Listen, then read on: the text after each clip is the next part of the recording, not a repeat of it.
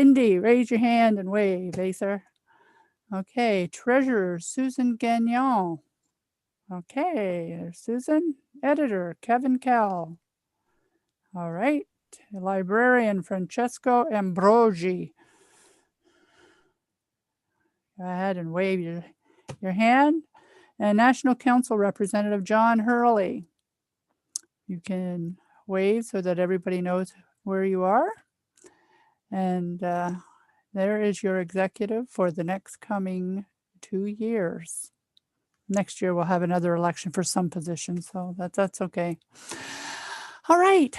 So before we get started, David has asked if he can have a few minutes to say hello to everybody. So David, you're on.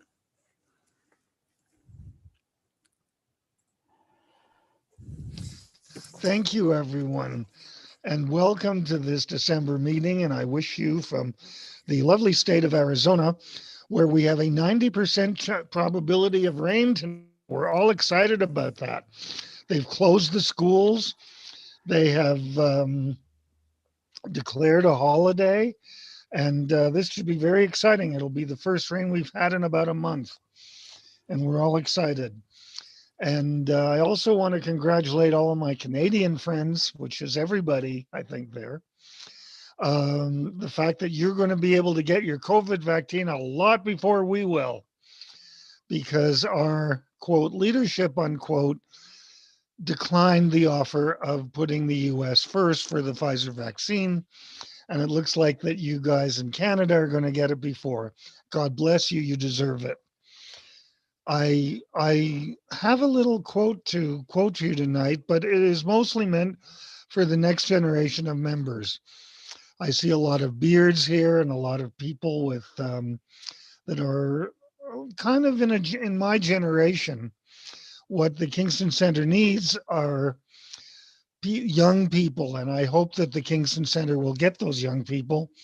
And to all those young people, I have this to quote. It's from Jane Taylor. The poem is called The Star, and she wrote it in 1806. And it goes like this. You'll all know the first verse, but I don't know if you'll know the others. Twinkle, twinkle, little star, how I wonder what you are, up above the world so high, like a diamond in the sky. When the blazing sun is gone, when he nothing shines upon, then you show your little light, twinkle, twinkle, all the night. Then the traveler in the dark thanks you for your tiny spark. He could not see which way to go if you did not twinkle so. In the dark blue sky you keep, and often through my curtains peep, for you never shut your eye until the sun is in the sky. But 'tis your bright and tiny spark lights the traveler in the dark, though I know not what you are, twinkle, twinkle, little star. Thank you, and let's have an enjoyable meeting tonight. Thank you, David. Okay, I'm going to share my screen. Screen number 2. And this is what we have for this evening. Okay. Happy holiday season to everybody, and all the best for 2021 from the executive and the directors of the RASC-Kingston Center. Here's our agenda. We're going to have a welcome and introductions and announcements. The announcement is a weekly social is every week on Wednesday at 7 p.m. I still have it down for December 16th to the 30th and January 6th for those that are in the area and still want to get together.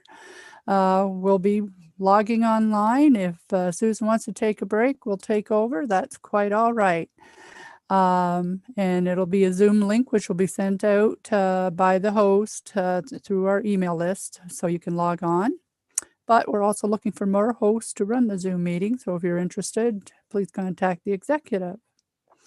Next, we will have John Hurley will give us a bit of an update from the council meeting that they had. We'll have our guest speaker, and we'll have our presenters, which will be Rick Wagner with What's Up in the Sky. Rick will also talk on the RASC Robotic Telescope, which Jenna will be introducing us to. Stephen Craig has some images. Kevin Kell has some various items. And Hank Bartlett is last because we're not sure if he's going to make it. So I am going to stop sharing my screen. And John, if you'd like to take over and give us a bit of an update from the National Council meeting.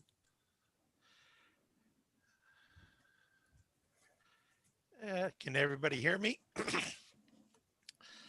All right. Well, this past Sunday, National Office had a council meeting and they covered a few things and informed us of a few decisions that the board of directors has made. There is a new center in the society, Fraser Valley. There's some access to their website for Zoom tutorials, that sort of thing. And the big news is that the GA this summer, the decision has been sort of made that they're going to have a virtual GA the last weekend of June. But they haven't nailed that down on a date yet. And there might be a small, like $12 or something GA fee, but it is going to go over a couple of 3 days. There will be some updates on the green, the laser pointers. I'm not sure just what kind of updates they're expecting on that, but we're waiting to hear. Let's see. They're very happy about how Sky News is performing nowadays. It's been turned around, and they're hoping for that to be a net revenue generator for the society, which is very nice, and paying the salaries of many of our some of our other people that are up there in areas in Toronto and stuff, which is always good. We're somewhere just under 5,000 members nationally. They're expecting more renewals this December and January. We have a new computer system coming on board that should make members enter a lot of their own data when they register on the web page. Be a lot easier. All that info is supposed to go directly into the database, if I understand it correctly. And that should make life for the executive in Kingston and the centers and national office much easier.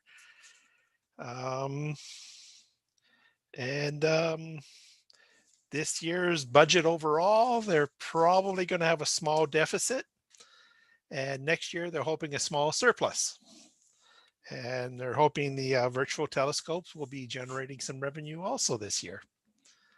If anybody has any concerns or questions about that want me to bring up to National, just let me know through the exec list, and we'll see what we can do for you. And that's about it for now. Okay, that's great. Thanks, John. Lots of interesting and promising things happening in the RASC front. So I'm going to introduce our guest speaker. Jenna Hines is the Outreach Coordinator at the National Office of the Royal Astronomical Society of Canada. She develops nationwide astronomy outreach programming and acts as project lead for the Robotic Telescope project. But Jenna began her career in marine biology and only became interested in astronomy 3 years ago while working at the Ontario Science Centre. She was given the keys to the planetarium. Lucky you. Her passion for and interest in astronomy developed from sharing it with others. Her love for the hobby has grown over the past 3 years, and with the help of many passionate RASC members and volunteers with whom she is grateful to work. So over to you, Jenna, and we look forward to your talk. Thank you so much for the introduction, Kim. I'm so excited to be here tonight. And I'm going to be mostly talking about the robotic telescope, but if there's any other questions that come up about anything, I'm also happy to talk about that from the national side. I don't know if it helps. I know a lot of folks don't like people in Toronto right now because it's the hotspot of all things terrible. I'm not there, so maybe this time I get a pass. I'm up north right now, picking up my telescope before the conjunction, which I accidentally left in the woods. So I had to come up and grab it. I'm really looking forward to that. I'm also really looking forward to sharing with you some of the updates about the robotic telescope. So I wanted to start off just by mentioning that a lot of the stuff I've spoken about before, and because you have Rick here, who is our very own robotic telescope expert, you may know a lot of this stuff. So I'm gonna kind of breeze through the general information about the scope and get into the more outreachy side of things, and talk a little bit about some of the photography that we've been doing as well. And I will let Rick talk about the science side because he knows far more than I do on that front. So this is our telescope for those of you who are gearheads and want to know the details. It's a 16-inch f8.9 RCOS scope. It lives in California, where we hope for clearer, sunnier skies, although not tonight. I don't know if they're getting the same rain as you in Arizona, David, but they're certainly getting something tonight. And so we aren't imaging this evening, unfortunately, but I can still, I'll show you what it looks like anyway. We have our three, so here it is. This is the observatory that we have it in the Sierra Nevadas. We had quite a stressful September, October time due to the fires. So you may have heard about the fires in California. They came very close to the observatory. They were not at this tree line, but the tree line just behind where the camera is. They came all the way up to that tree line. So it was a pretty stressful time, but they managed to save the observatory, and we had a little bit of smoke and ash issues, but other than that, things cleared up really quickly, which is really nice. Just to give you an idea of what you can actually see with it, this is the field of view. We have a couple extra bits and pieces on the telescope. So we have the telescope itself, and then we have a Canon DSLR, Canon 6D Q-Tech modified camera with a 200mm lens attached to it, strapped onto the telescope. So these are the two different fields of view. Now and that's what there's what the DSLR sees, nice for getting wide field shots. And then this is what the little CCD chip sees. When it was first purchased, this was back in 2018, the idea was to give us all something to do right around this time of the year when we can't do anything because it's clouding, raining, snow, everything. And luckily in California, it's a lot nicer than that. It's taken a really long time to get going, partially due to limitations with technology that we have, which we are fixing, and partially due to some changes in staffing as well. As you, I'm sure, may know, Randy was the initiator of the project, and then he retired a year ago. So we've had quite a few transitions, but I'm really excited with how it's been going so far. We've just recently been running astrophotography processing competitions to try to get the hype up for the telescope. We've been doing that with Sky News. So this was our very first one from August. We released little sets of data so that folks can try it out. That one was from September.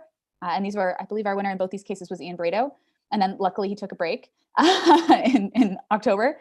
And we had a new winner, and that was, I believe they might be on the next slide. No, but maybe Benjamin Law. So we've had lots of fantastic images sent to us and processed. We have now, I can very excitedly tell you that we finally released the data for sale. So we have 30 targets worth of data from the telescope that have been taken over the past 2 years as the team operating the telescope has been getting going and practicing and setting up all of their settings for the images that we're taking. So as they've been doing all that work, we finally have it available for sale in the RASC store, which is so exciting because this is the first time that the telescope is actually making money that is not donations. We've had very kind and wonderful and generous donations from a lot of the telescope team members, but we haven't yet had income that was not donations. And so as of last week, beginning of December, we started selling the data and it started to make some money, which is very exciting and lends some really good, some backing for the rest of the project to continue, which I'm very excited about. Here's some photos from our DSLR on the back. So it's really nice for getting those wide field shots of things like comets and bigger nebulae. I'm gonna leave all the science stuff to Rick. This is all mostly stuff that I've been doing with the outreach side of things, which I will talk about quickly. So on the outreach side, I was brought on originally as the youth outreach coordinator. And since I was brought on, they've upgraded me to the outreach coordinator because I did too much and they couldn't stop me. So now we do both youth outreach and just like regular plain old outreach. And our goals for the outreach side of using the telescope were to allow high school students to really get an idea of what science is like. I found when I was in high school, and this has changed luckily as times have moved forward, but when I was in high school, it very much felt like science was, here's a textbook, here's what we know, learn that. That's science. We didn't really always get a good idea of what the scientific process was like. And even when we did labs in class, it was always, well, you should have gotten these results because this is what the book says. It was never just exploring, and it wasn't really the true sort of comparing it to what your hypothesis should be, actually following through with the scientific process. And it wasn't until I got to university that I really got a sense of the fact that science is meant to be pushing boundaries of what we know and learning new stuff and not just copying the lab that was given to you. Even in university, there's an element of that, right? Even up until you do your own research, there's an element of that. So what I really wanted to do with this project was make it so that students could have brand new data that has never ever been seen before, that they are the ones, there is no right answer that they can compare it to. It is just, that's what they have, and best of luck. And the way that we chose to do this is through exoplanet transits. Exoplanets are a really exciting field of study right now. We have some really good ties with the Institute for Research on Exoplanets in Montreal. They offered up several of their grad students to talk to high school students, which has worked out really well for us. And it's just sort of, it's a really nice way to stimulate the imagination, right? You know, every high school student's question is, are there aliens? And that question inevitably leads to, well, let's talk about exoplanets. And how does life anywhere else other than on Earth, what does it look like? What could it look like? So it's a really great way to get kids inspired. There are also direct ties to the curriculum, which is like number one thing for teachers when we're sharing this stuff. And it gives us a chance to talk about some of the great Canadian innovators in the side of research, like Dr. Sarah Seeger and I believe it's Dr. David Charbonneau as well. There's some really fantastic Canadians who've contributed hugely to this field. So it's a great opportunity to talk about that. We've run this program a couple times now. This is a really intense program that we've done with older age high school students, cégep students, and first year university students. We've been refining it over a couple of years, and we have got it to a new point now, which I'm really excited about. But over that period of time, we have the students choose the exoplanet that they'd like to image on and choose the evening that they'd like to image it on. They go through all the details of, is there a moon that evening? Is it going to be caught by the roof of the observatory? Is it going to, is it going to dip below the horizon? All of the components that would come into play if you were actually asking for time on a telescope in a university. We have them go through that process. We help them with it, but we want them to know that it's not just here's the thing that we're doing. It's like you have to come up with the question yourself. Once we get that all done, they can join on a live stream with the telescope, and so they get to see us entering the data and how that all works and how a little bit of coding comes into that experience. They can watch the telescope take pictures of their transit, and then we just send them all the data with all the calibration files and go, best of luck. And of course, we help them through that if they need it. They get to learn about how to extract data from an image, which a lot of folks don't learn until later into school. You don't really always get to labs like that. And then we try to get them to plot this light curve of the planet passing in front of its host star. You get to see extra stuff. You get to have them hypothesize why maybe this was predicted to start earlier than it did, or why it ended a little bit earlier than it did. You can have them sort of start asking those questions about what might be different. And that leads into the more complicated and more cutting edge research of things like, are there moons around the exoplanet, or what else could be causing these problems? So we had a great experience with this. We actually had high school or cégep students last year publish in Sky News about their experience, which was also really nice to be able to provide the students, because not that many people get to publish anything in high school. So they got a nice little extra tidbit on their resume, which was wonderful. And now we actually have a new staff member who's helping to polish this program and change it up a little bit. So the program that we've had so far is this advanced program. where it's really in depth and there's a lot of work that goes into it. We've developed a simpler program, partially because our fundraiser likes it when we can engage vast numbers of people, and I understand the value in engaging vast numbers of people. I think it's also really important to think about the quality of the engagement as well. And I know, for example, some of the 8 students in one classroom that participated in the advanced program last year, 4 of them have gone to university to study astronomy, and 2 more continue to participate in astronomical activities to this day. So we got this really high yield from them participating in this program, and several of them have gone on to work like directly with people in the Institute for Research on Exoplanets and follow that specific path. So we know that this works really well for engaging the folks who really do want to go into this kind of research, to get the experience of using a professional telescope, all of that extra stuff.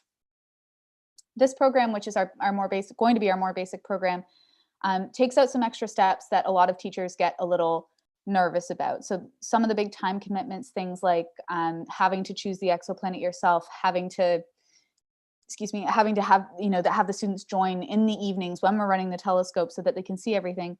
We make that specific part about joining the telescope optional. So if they want to, they can join on one of the advanced nights and see what the advanced students are typing in, but they don't have to for the ultimate functioning of the program. And they also get to choose some pre-processed data, so they don't have to go through the calibration stage. Calibrating data is a pain. And it's one of those things that if you learn how to do it and you do it over and over again, it's fine. But for high school students, a lot of that stuff, it's really advanced stuff. It's sitting here and trying to explain where all this background noise in the telescope comes from, and it can take a while to really get a handle on it. So it takes that step out in case the teachers don't have the time for it. We do have videos that show them what it is, and if they want to get into it, they can, but it removes the need to.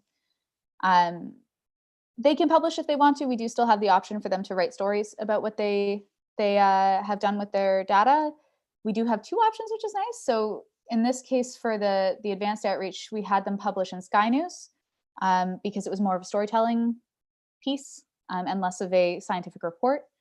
But there's also the option to have them publish in the journal if it's more scientific story or more of a scientific piece that they are writing. So they have kind of 2 options there. I have very exciting stuff about the outreach, which I'm really, really thrilled about, but I'm going to mention the rest of the program before I get to it, because there are, I forgot about this part, sorry. There are other elements to the program which are going to be solved by our new database system. And initially we had built a website to host other team members in forums where they could discuss imaging, all that sort of stuff. Then we got our new database system, or is coming into place in January, and that has that feature built in. So we've taken the website that was originally built for that purpose and retrofitted it for this outreach program. So students in classrooms will actually be able to join the forums on our website to be able to talk to other students about how their processing is going and help them solve each other's problems. I'm also a big proponent of not having the teacher, or in this case, me as like the figurehead adult, come in and say, this is the solution. And here's why. Even if you say, here's why, I'm not a huge fan. I want them to find the solutions themselves and work together as a team. As much as people hate teamwork, unfortunately, that's what life is. And so you got to get that experience. And so have them work together. If everyone cares about the stuff that they're doing, and if they really do want to solve those problems, teamwork can work. So we're hoping that the forums will act a bit as a database for solutions to problems that might have happened with data, and also as a place to go to consult other people who've maybe worked on it before, or who are working on the same problems and have come up with maybe some solutions. The other kind of outreach that we're doing, this is not at all to do with students. This is just something that we've started doing this recently. About last week, we started doing this. We have a couple different teams on the telescope, and we've all gotten together to image the Jupiter-Saturn conjunction that's coming up. The CCD, I'm so excited about this. The CCD camera on the telescope is not particularly well suited for planetary imaging. It's really a deep sky kind of thing. It's a light bucket. It gets so much light and the planets are always blown out. But we have that DSLR on the back of the telescope. So what we've been doing is everyone's contributed. I'm so excited about this. And it's so nice to see everyone working as a team. Everyone's going on before their run. We still have time just in case suddenly it becomes clear, and focuses on the same star. And we can image the same spot in the sky each night. And we can watch Saturn and Jupiter march across the screen. This is a kind of interesting, first one since 1623 that's this close. It's just so exciting. I can't wait. And the nice thing is that in this, and with this setup, the way that we're doing this imaging, we can build up the suspense and the excitement over the next 3 weeks. And in the end, come together with this really beautiful image of the two planets, how planets move. You even get to see, if you zoom in close enough, you get to see the moons move around Jupiter and Saturn as well. There's Jupiter's moons over 2 days. And then Saturn, you can only see Titan, but it's still moving. So it's drummed up quite a bit of excitement, and it's just really nice to have a big project that kind of covers, like, that all teams get to participate in. So it's been really, really exciting, and it's a somewhat more unique look at the conjunction, as we're expecting a lot of folks to be getting out their telescopes and imaging that really, really close pass. But we have this advantage. We have this setup right now that's perfect for doing this kind of imaging. So I will share the final image with you once we have it. And if we can turn it into a GIF, we absolutely will share that as well. Oh, you're in the same eyepiece. Oh my goodness, David, you're lucky. We have a snowstorm coming. We have 30 centimeters of snow arriving tonight or tomorrow, I think. So there's no observing going on here, and I'm very sad about it. So our timeline. Thank goodness I've finally been able to update this, because the first time that I presented this was in February 2020, before the world fell apart. And now I've finally gotten to update it. The data is finally available for sale. It's in the store if you're interested in buying it. It is $100 for the 2 years of data. Our current pricing is probably going to stay at $100 per year of data as we go along. The data is really high quality. The photo team's been working really hard on this. If you're interested in astrophotography, or you know someone who's interested in astrophotography, it's a great gift. There's no shipping costs. And I'm working Christmas Day to give people access to the folder. So I can deliver it on Christmas Day if that's what you want. So it's fantastic. Each of the visible light targets, so the LRGB targets, has, I believe, 8 hours of data, and each of the narrowband targets has 20 hours of data. And they've gone through and they've chosen the best frames. They've thrown out the ones that don't work, and it's fantastic. It's beautiful. And I'm saying this as someone who's only just gotten into astroimaging or astrophotography or any of this processing as a necessity of this program, but it's just so much fun. Part of the experience too with this data is we actually have it pre-calibrated as an option too. So it's not just the ones that you have to calibrate yourselves. We've calibrated it for you for the astroimagers who are not familiar with that process. So it makes it easier for people like me to do stuff with this data, because I didn't know how to process any of this or calibrate any of it before this program. Now, what we're waiting for the rest of the program is for the database to be put in place. So we've had this, you're all familiar with IMIS.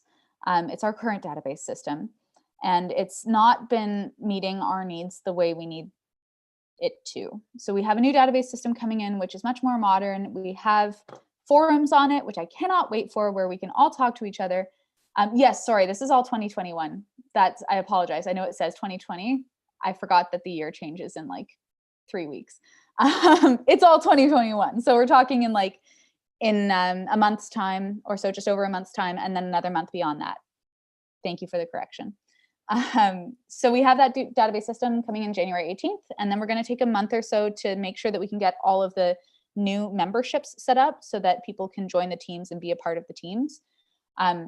When you join and become a member of these teams, it's about the experience. So one of the most valuable things I've found from participating in the Robotic Telescope project is just how much knowledge you can gain about how these systems work.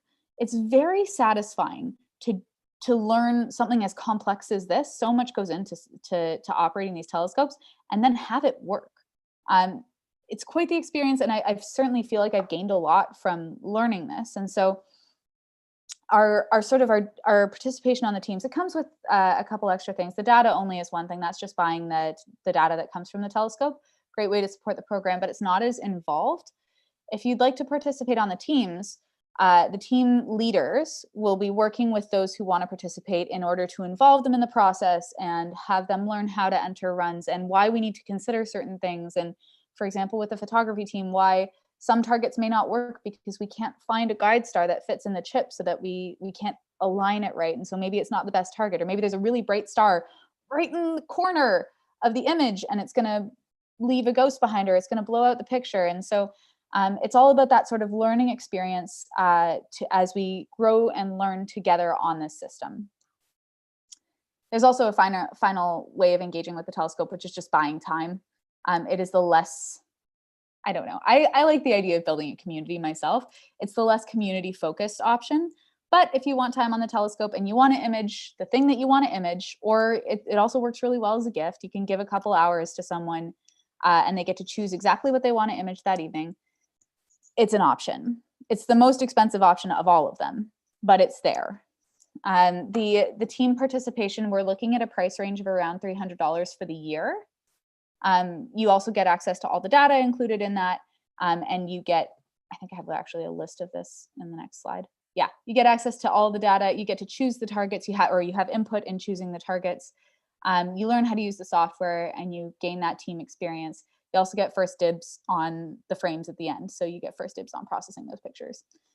The by the hour is going to be much more expensive. And no matter what, all of these are 50% off for students, because I was the youth outreach coordinator and I have my own agenda and it's engaged the students. So sorry, everybody.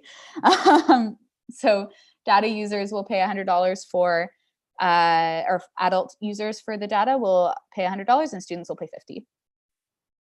Team users, again, it'll be about $300 for the year and students will be $150.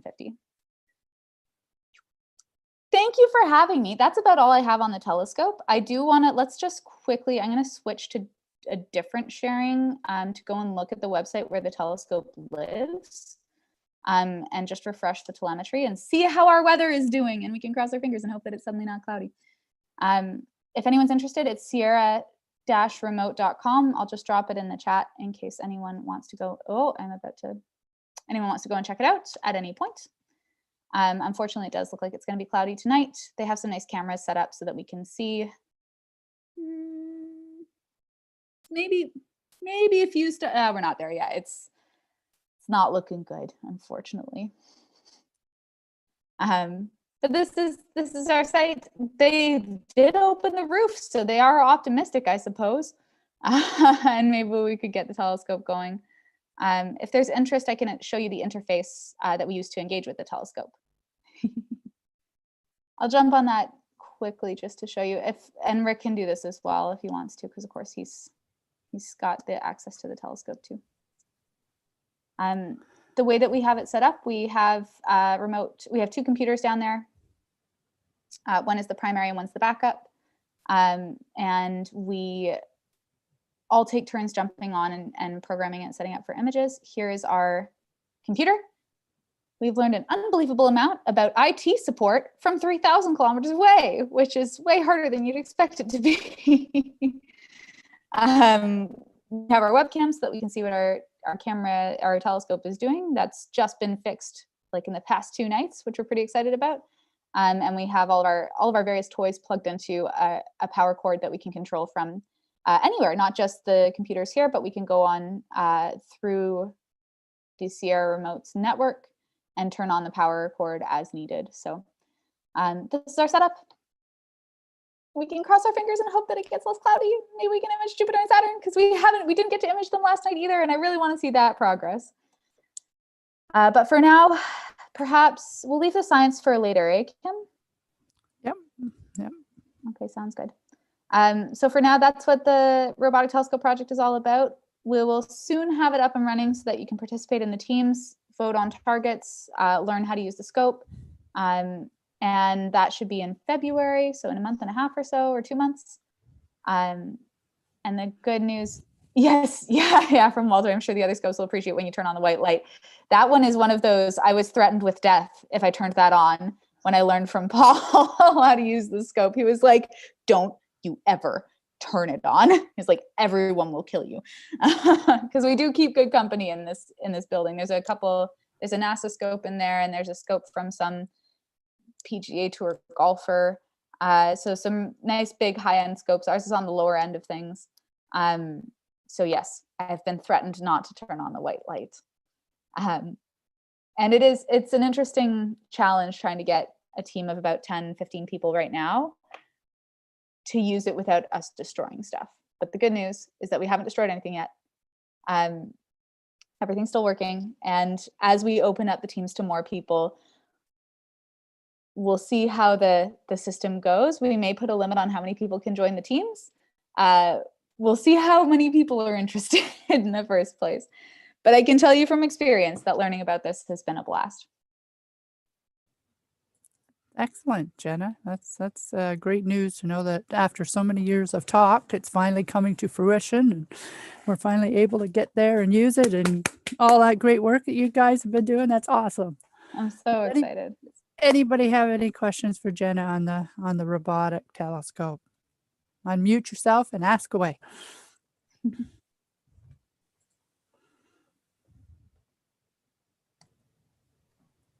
No question? We're all struggling technologically with the ability to unmute ourselves. Okay. Yeah, I have a question. Okay. My question is more of a comment. Jenna, that was a fabulous lecture. I really, really felt that our center is now a part of this. And even though most of us are living in cloudy Kingston or in very cloudy southern Arizona, we are we feel to be a part of this telescope. Jenna, it was a wonderful presentation, and thank you for giving it. Thank you for giving of your time, and I hope this telescope project is a big success. Thanks. Thank you so much. That means so much to me. I really appreciate it. And if you know any high school students out there who want to start learning more about exoplanets, please do let them know about our outreach program. I really believe in it. I really think it's gonna get some more kids involved in astronomy. So if we were to send this information off to our local school boards for the high schools, would that help?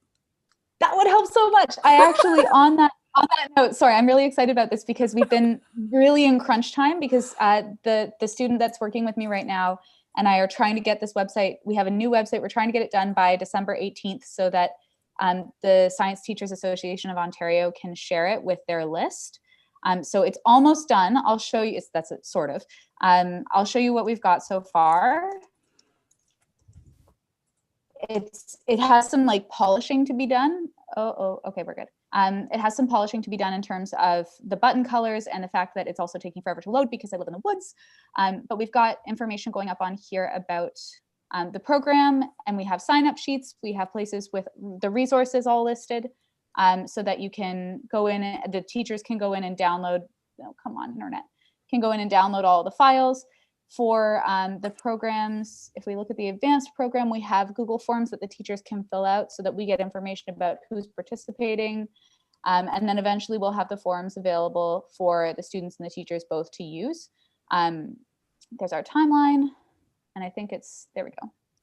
So if you click on the various apply now things, it brings you to the forums about who's going to be using it, what classes are going to be involved, what kids are going to be involved. So we're very close to it being ready, but we do still need about 2 more weeks or about a week and a half, I think, at this point. And then it'll be ready to be shared. And if you know anyone as well, what the advanced program, we're sort of starting to tailor it more to individual students who are working on year-end projects. If you know anyone in the IB program, there's things like the extended essay, which is like a big year-long project that some students do. Science fairs, students who have the time to dedicate to the project, because we did run into some issues with that in classes where the classes got partway through and they were just kind of like, this is so busy. And there's so much to do that they kind of like took the exit into the easier program. And so if you know any of those like really, really keen students who are really interested in space but don't know what to do for some of their assignments, anything like that, please let them know about this program. We're so happy to work with individual students. We're happy to work with individual or like small groups of students or whole classes. Please do share. That's great. No, we have Bruce Elliott, I know, is online, and he's actually working with the local science fair, but it's generally with the younger students. But I'm sure he can get himself involved with the older students as well. If you know Unmute, anybody, Bruce. All right. Okay. Yeah, so hello. I enjoyed your talk extremely well. So with regard to the, we just had just a couple of weeks ago, we got an announcement that like last year, they canceled the fair. This year, they're going to run it online. So that means that students can work on an individual project and with encouragement from their teacher and so on. But the projects would be they would do a write-up on it, and it would be so the way the fair is going to work is not totally finalized yet, but they're going to have I think a number of different sort of breakout sessions, so that they can break the students down into different age groups, different subject areas, and so on, so that people will have a chance to present what they've done. And so I'm not. As soon as I get more information, I'll be sharing it, of course, with the rest of our club. Yeah, I think it would. The last couple of years, we had a couple of really neat projects. Most of them were, there weren't that many dealing with sort of direct observation. It was more, a little bit more physics. So somebody did some research and some experimentation as to what happens if you switch magnetic fields, and you get changes of directionality of different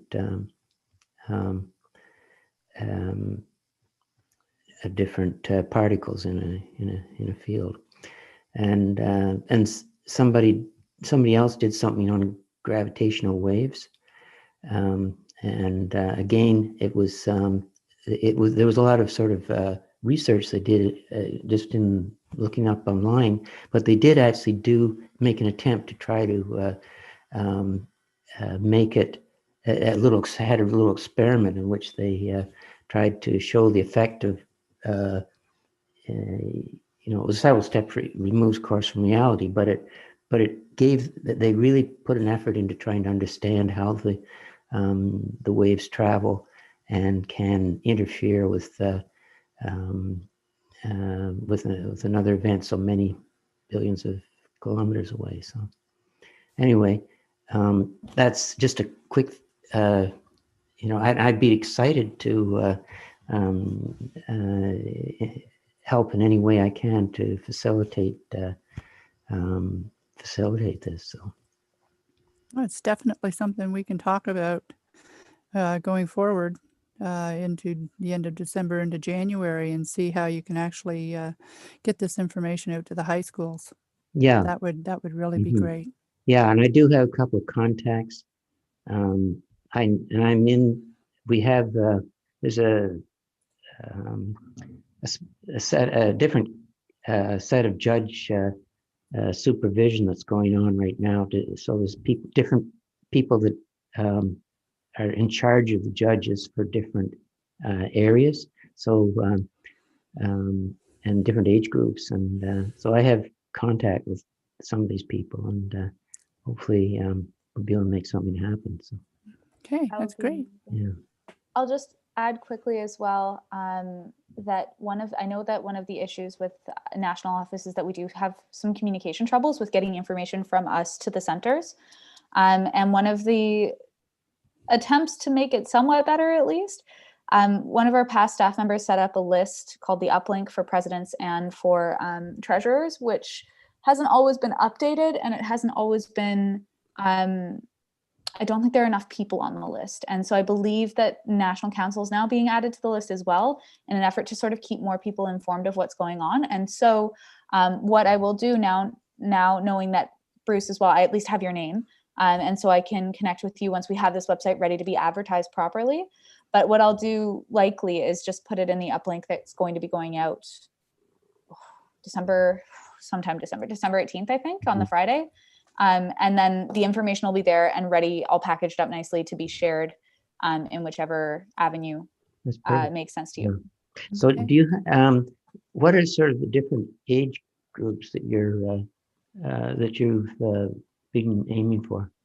So I had the pleasure of presenting this project to a group of, like, it blows my mind, the knowledge and the capability of students these days. Like, I think back to myself in grade 8, and I can't imagine me doing any of this, but I spoke to a group of grade 8 students doing grade 9 science, so that in grade 9 they could do all of the electives of science, and they could get every single science done in high school, when normally you have to choose 2 instead of all 3.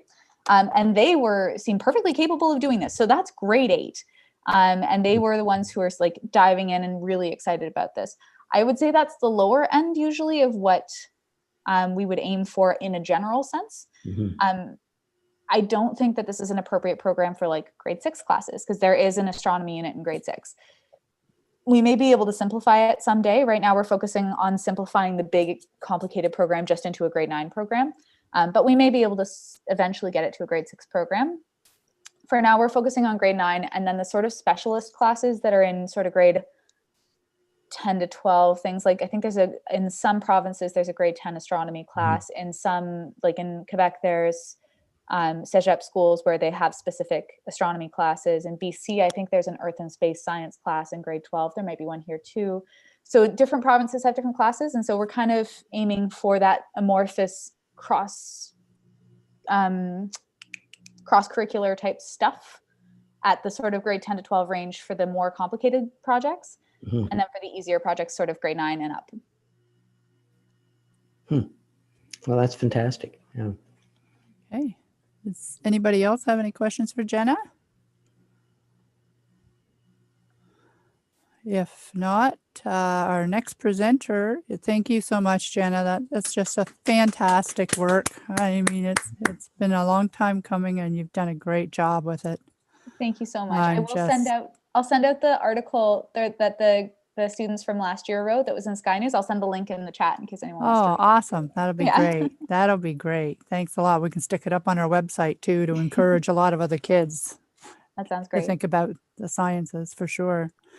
Okay, Rick, you're up next. Which would you like to talk about first? What's up in the sky, or do you want to go into the RASC Robotic Telescope and science?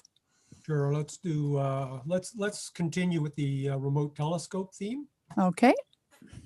I'll just stop my video, share my screen here. Oh, slideshow. Okay. Share. Okay, can everybody see that? It's a little slow coming. We see that you Anybody hear start. me? Yeah, There we go. It's here. So give yourself 4 or 5 seconds. I do have a slow link.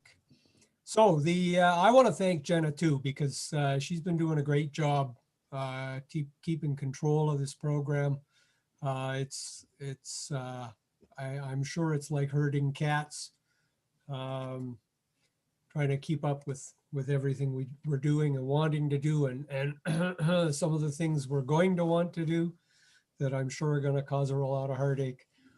So we're the science team. There's only a few of us, and we're still sort of feeling our way, learning the telescope, learning the software, making mistakes, taking pictures too close to the moon, and they're all blown out. I spent a couple of months in the spring taking pictures with the telescope. Of course, when you're doing pretty pictures, people generally know how this works, the exposures you need and so forth. You're not generally likely to overexpose anything when you're doing pretty pictures. But on the science side, if you overexpose the star you're imaging, you lose the data. It saturates the chip and you start losing signal, and then your results aren't valid. So I spent a lot of time figuring out what kind of exposure you need through which filter to get certain levels of signal to noise ratio so that we know we're getting good data, but we're not saturating and losing it. The other thing, something that's not ideal about the telescope is that it's got pretty picture filters. So it's got red, green, blue, luminance, and then the narrowband filters. Whereas for the science side, what we really want is UV-VRI, which are ultraviolet, blue, visual, red, and infrared. And those are standard photometric filters. However, it turns out, and I did this work in the spring, you take images of standard fields, and if you take a blue image and a green image, you can actually use the two of them to correct the green image to get a pretty darn accurate V band magnitude. V is actually green, but it's a specific shape of bandpass that's used for science. So we can do that if we want to. And then the other thing, something that a lot of people do actually, especially for fainter variables, is they do something that's called CV, which is shooting with a clear filter, that's the C, but then you use V-band magnitudes for your standard stars. And it gives you something that it's approximately like a V-band magnitude. So everything we're doing so far, and admittedly the skies down there are good enough, we may be able to move on to other things, but generally what we do is what's called differential photometry. So we have a target star in the field, and then we have a comparison star whose magnitude we know. And basically we measure the difference between the two, and that tells us the magnitude of our target star. However, you can imagine a situation in which your comparison star is actually also a variable star, in which case all its variation would get superimposed on the variation of your target. And you don't want that. So what you normally shoot is you have an additional check star, and you compare the comparison against the target and the comparison against the check star. And if the check star, you can see on this graph, it's the light blue line of dots. If they all come out at the same magnitude, then you know that neither it nor your comparison star are varying in magnitude. So then you can be reasonably confident that the magnitudes you're getting for your target star are correct. So this is one of the stars we're currently observing. It's V0870 Cassiopeia, and it's an RR Lyrae star in Cassiopeia. It's supposed to be a Blasco star, so we should see the light curve change at the maximum here, but it isn't doing that yet. So we need to collect some more data and see, but you can see that the data from the different nights is all very smooth. It all lines up very nicely, giving us a nice sharp curve. So we're quite impressed and pleased with those results. So this guy has a period of around a half a day. Many of you will know I have a short attention span. So I keep looking for stars that have shorter periods. So here's what's known as a high amplitude Delta Scuti star. It has a period of 116 minutes. So just under 2 hours. So, you know, if you can observe it for 4 or 5 hours, you can get 2 or 3 periods in one night. So here's observations from this summer. You can see it's forming a fairly nice sort of sawtooth shaped curve. Now, I mentioned the comparison star, well, or the check star. Here's the check star I'm getting for that star. And you can see the variation in magnitude is going from 11.8 to 12.4. So there's clearly something weird going on here. Now, I haven't had a chance to investigate this yet. it's kind of suspicious because it seems to be fairly constant each night, but then very dramatically between nights. So we're going to have to go back and examine the images, probably take another comparison star and another check star and compare a whole bunch of them together to see what they look like. Many of you will know my interest in the Hubble's first variable, now known as variable 619 in M31. So we've been doing a lot of imaging of it.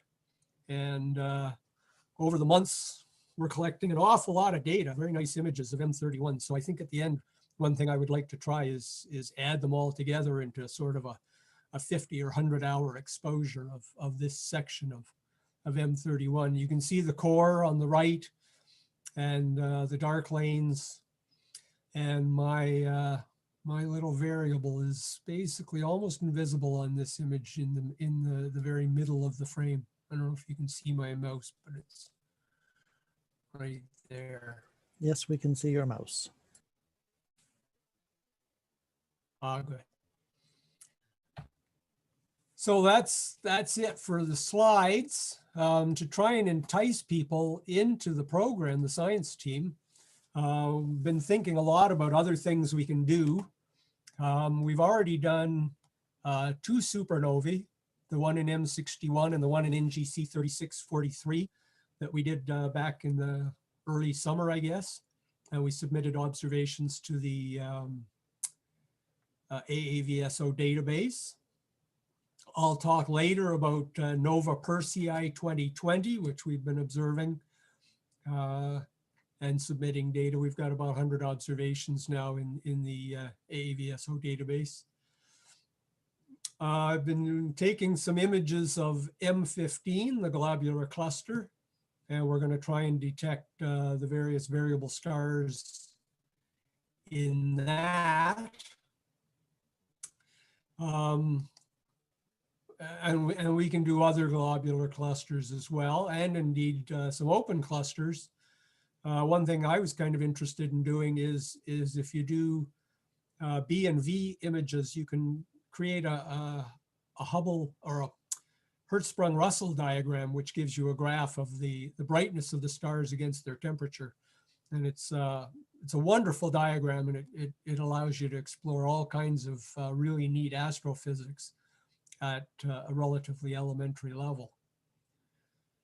Some of the projects we haven't yet started, I was actually going to start one Friday night if it wasn't going to be cloudy Friday night, is to image some of the nearby dwarf galaxies. A lot of them are close enough that you can actually measure variable stars in them. So I was going to try some initial imaging of the Fornax dwarf galaxy, which is very far south. It's only about 15 degrees above the horizon, even from California. So maybe 20. So something we certainly can't reach from up here. And then of course there's, NGC 6822 in Sagittarius, Leo 1 and 2 in Leo, the Sextans dwarf. They're all fairly interesting little dwarf galaxies. See, back in the spring, we did one of the popular things for Damien LeMay, who's on the science team. He's very big into doing what are called cataclysmic variables. And these are variables where you have basically a normal star or a giant star orbiting a white dwarf. And the white dwarf is close enough that it's actually sucking material off the other star. And that goes into an accretion disk that swirls around and eventually dumps onto the surface of the white dwarf. Now, with so much activity in there, these things vary on all kinds of time scales. The rate of flow from one star to the other changes. The impact of the flow on the disk changes. The disk itself can suddenly flare in brightness. The material smashing down onto the surface of the white dwarf is very turbulent and erratic. And once it starts to build up, the whole thing can blow up in an outburst or even a nova or a supernova. So these are very interesting stars. They have periods down sort of a quarter of an hour to an hour. So back in the spring, we did a couple of thousand observations of SW Sectantis and HP Librae. And all of those observations have gone to the AVSO as well. Jenna, of course, is doing wonderful work with the exoplanet transits. And I expect that we'll probably try some of those in the future. The thing with the exoplanet transits is basically you occupy the telescope for sort of 3 or 4 hours straight. What else? Let's see. We did some astrometry back in the spring, which is measuring the positions of objects in the sky. And we have a minor planet center observers code for the observatory. So now we can officially submit observations. We could do something like searching for asteroids, for instance, doing astrometry on trans-Neptunian objects. And the last thing I came up with as an idea is ultra deep imaging of some of the nearby galaxy groups like M81, NGC 4449, things like that, and see if we can find some of the ultra faint dwarfs or the stellar streams that are caused by interacting galaxies. So we have lots of things we can do. And right now, not many people on the team who want to do things. So I encourage people, if you're interested in the science, to join the science team and get involved, start developing the program. Any questions?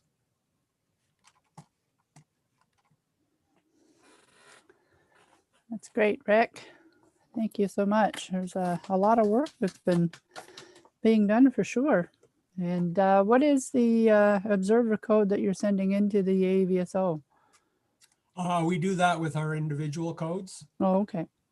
So most of them have been on mine. One thing I did start fairly shortly after I started submitting observations is every single observation I put in the notes at the end, the RASC remote telescope, so that if somebody was interested, they can go back and check and find all the observations that were done with the telescope. So I think that'll be really interesting. Oh, that's great. Okay, so we'll have to keep an eye out for your code on the AVSO website. Yeah. Awesome. Thank you. So I guess you're next with what's up in the sky.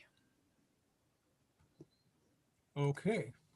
Let's see. Start all this over again.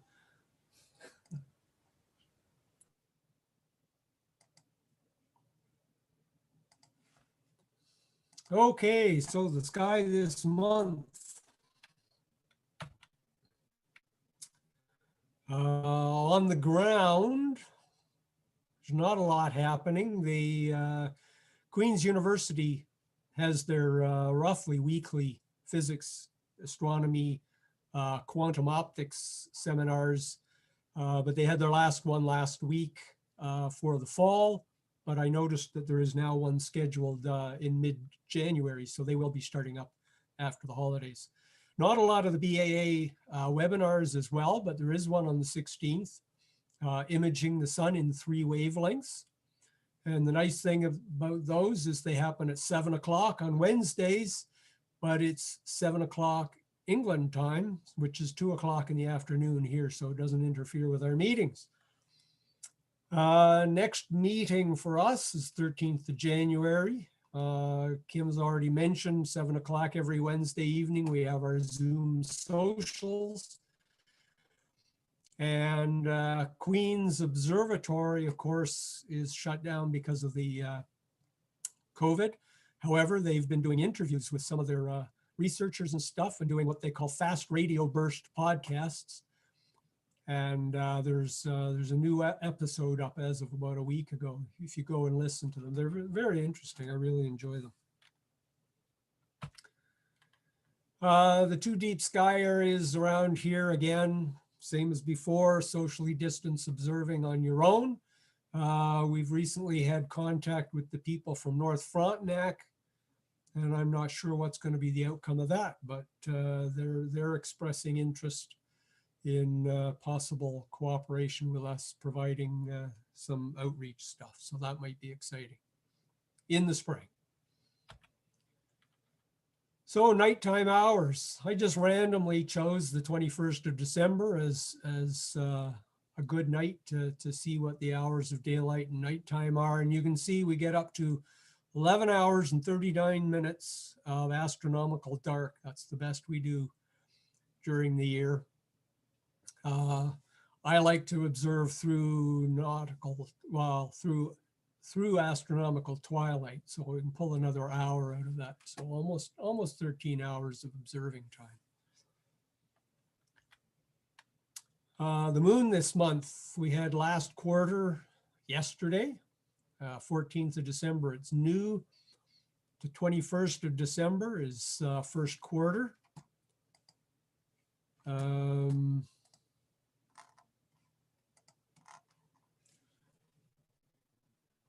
30th of December is full, almost New Year's Eve. And then last quarter, just a couple of days, or maybe in fact, it's almost a week before our next meeting. So here's a new display. Hopefully people will find this interesting. You can see the first quarter on the 8th. Basically good deep sky observing from now through till probably the 19th for sort of the early evening hours.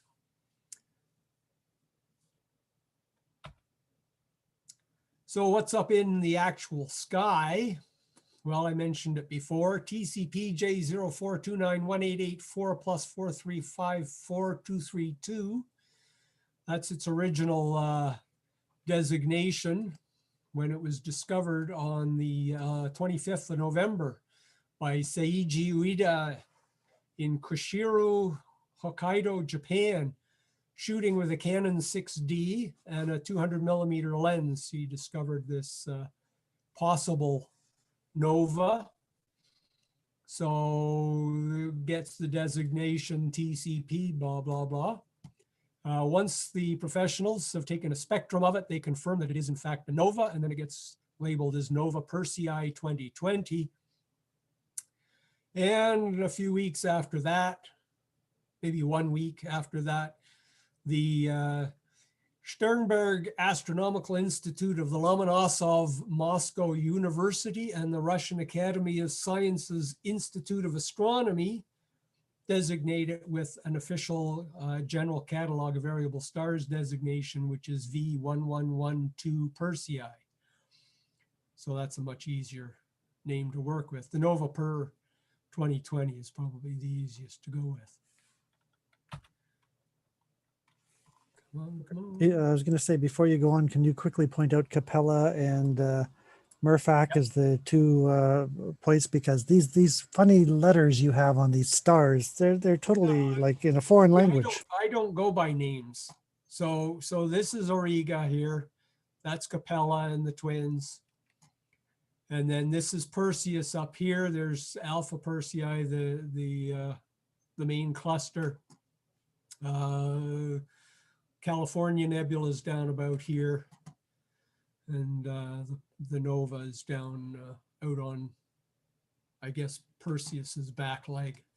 There's more detail yet. So I got out the other night and took a picture, and there it is somewhere. So this is with a 50mm lens. This is 10-second exposures on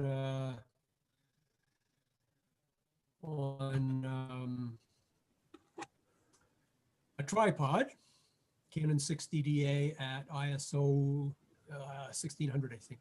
So here's the lines of the constellations, Perseus and Auriga, and then there's the actual nova. So you can see, you can detect it on the image. There's an interesting circlet of stars right beside it. if we go into a closer view with the 100mm lens, the nova shows up a little better at the center of the cross, and you can see that the little blob of stars is NGC 1582, and then there's another pair of open clusters down to the left.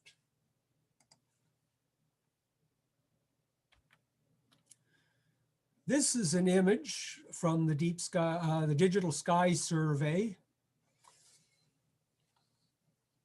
And somewhere in there, I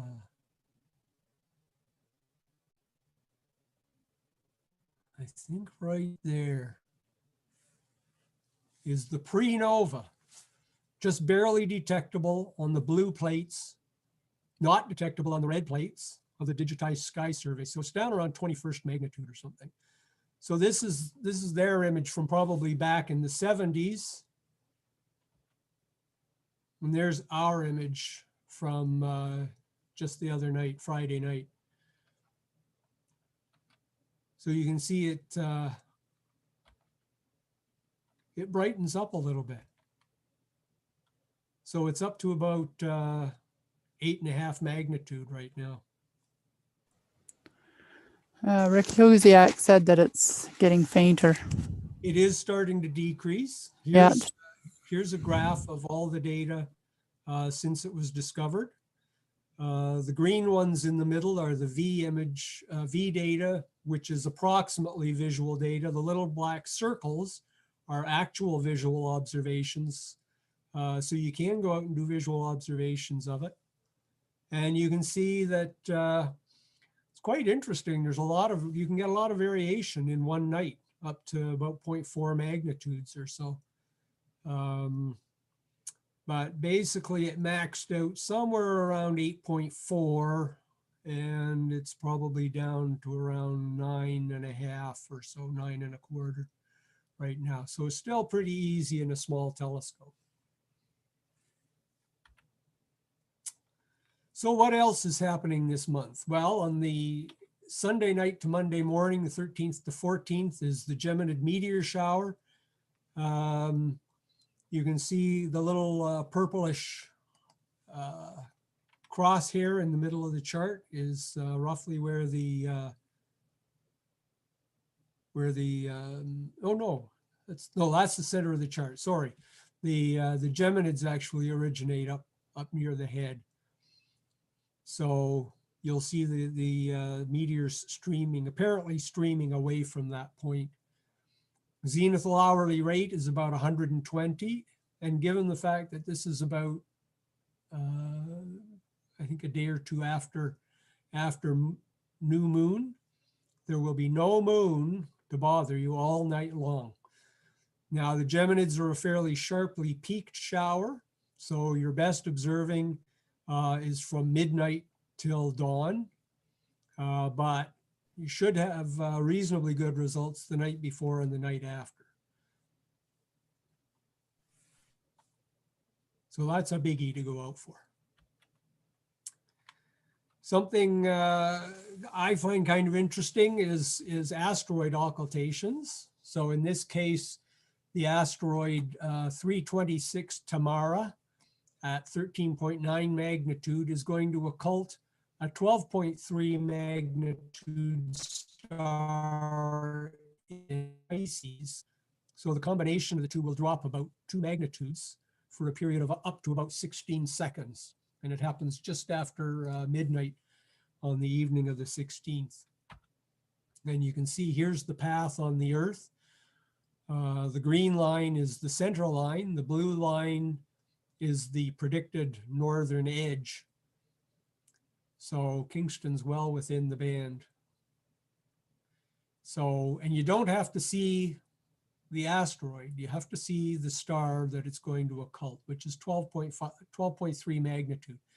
So a 6-inch would be quite handy. 8-inch, 10-inch would be dead easy to see.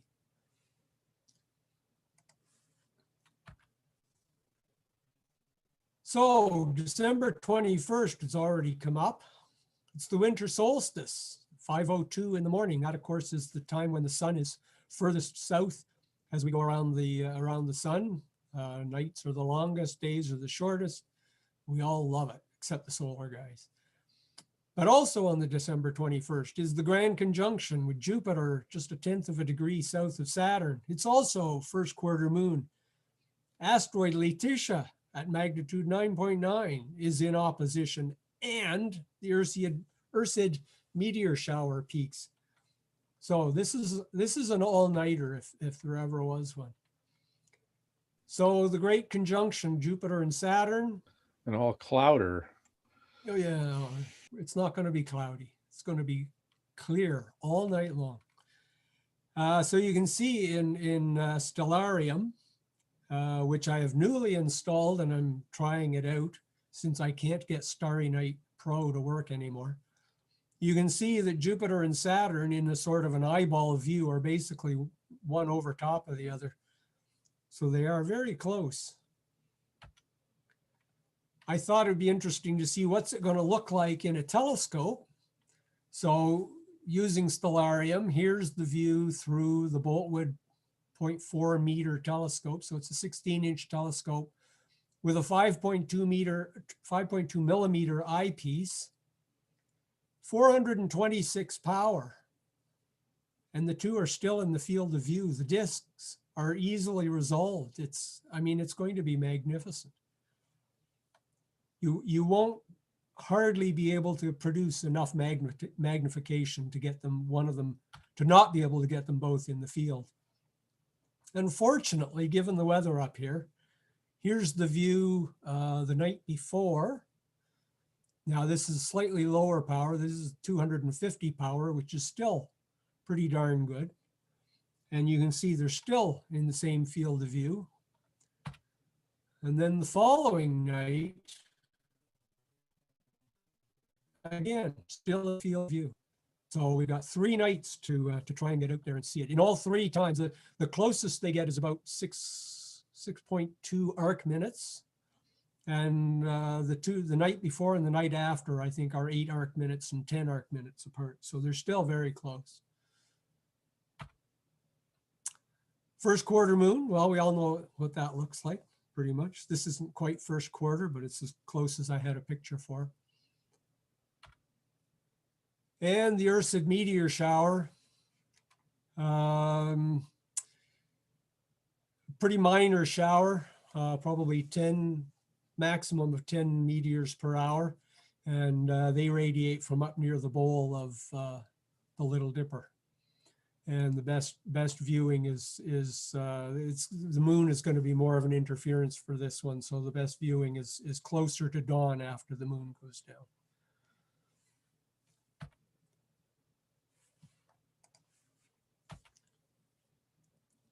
'39 Letitia opposition. I keep pushing asteroids. Nobody seems to be taking me up on it, but you can see this one. This is one of the first 110. I'm sure at some point the RASC is going to come up with a certificate to see the first 110 asteroids. So if you start looking now, you'll be ready to apply for it as soon as it comes out. And you can see this one happens nice and high in the sky, right in Orion's left armpit. And it's 9.9 magnitude. So again, pretty easy with any sort of telescope. What's the date for that one again? That 21st, along with everything else. Right.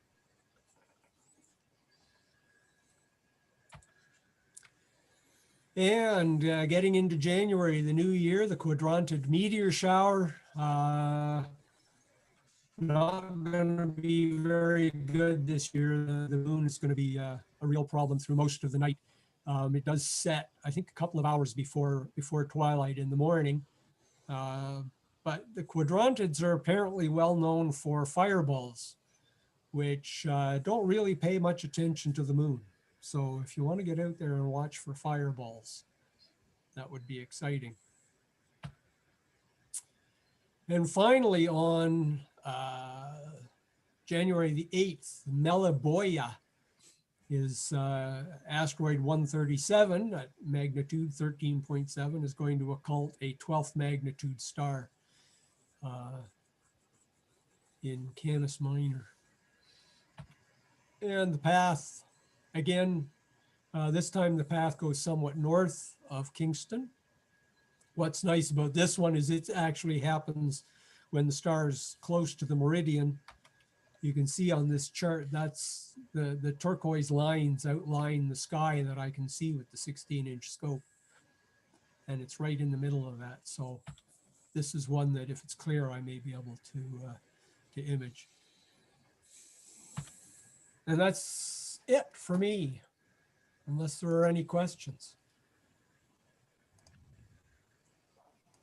That is great, Rick. Thanks a lot. A lot to go outside and observe. The clouds will stay away. It will be clear. Rick, Stephen, you are up next. Oh, so timeout says. Ask Jenna if it's clear in California. Okay. Jenna, is it clear in California? It's not, but I've pulled down the camera just in case. On the off chance. Optimism. I love it. There's it looks like there's going to be like an hour-long window at 11 o'clock at night Pacific time. So if you all want to wait up until 2 in the morning, that is 100% not what they pay me for. So I don't think I'll be doing that. But we do have, I did want to mention as well, I don't know much about this. I can pull it up if you want to see it on the telescope, but we did image and Perseus and Persei 2020 last night. The photo team did it. So we got to image that nova. Good. Very exciting. That's excellent. I mean, we've been out there with the camera and then trying to match it up with on a star chart and the AVSO chart and the stellarium, and no. It's tough. It's hard to find. It's a confusing field. Yeah, for sure. I considered adding it into my talk today. I looked at the photo and I went, I don't know what this is. And then I didn't. Sorry, everybody. Done about 100 measurements that have all been submitted now to the AVSO. So we're on top of it. That's good. That's excellent. Yeah, Rick Huziak's been pushing it on the Rascals list, that's for sure. Okay, Stephen. Yes, You have some images. yes, I haven't had much luck with clear sky the past couple of weeks, but I got a few good hours on Sunday and Monday. And the cloud came in at 9:45 Sunday night, and the cloud came in 1 o'clock in the morning Monday night. But I figured that's better than I get during the summer, so I'm okay with that. The stuff I'm going after is generally pretty faint galaxies. Oh, am I sharing now? Yes. They're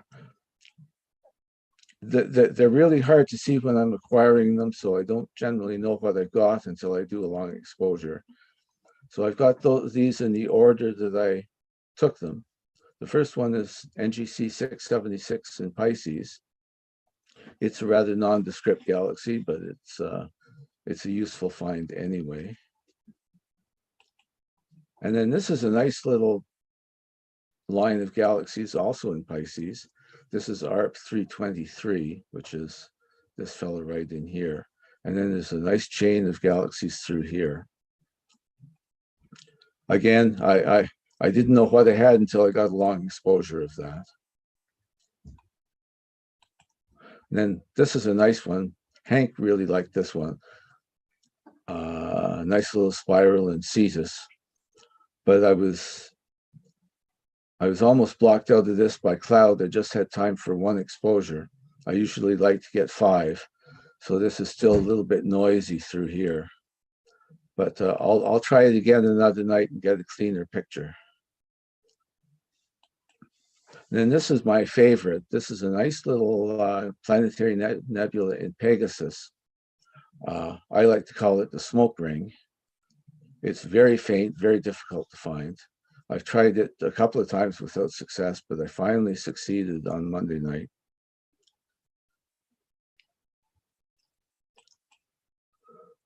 And then ARP 80 in Camelopardalis. This is ARP 80 right here.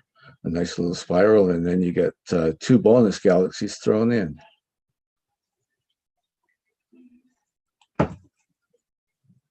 And then also in Camelopardalis, ARP 225, it's very bright core, but there's a very faint outer halo, and you can see some of the arms in that. And then last but not least, ARP 216 in Pisces. This is ARP 216 up here. And little bit of detail through here, and then a nice little galaxy to go along with it. And then I didn't realize this after I processed it, another little galaxy down here. And that's all I got for this week. That's great. Thank you, Stephen. Considering the weather that everybody has been fighting with the clouds, you've done a wonderful job. Thank you for Thank you. sharing. Okay, next we have Kevin Cal. Various.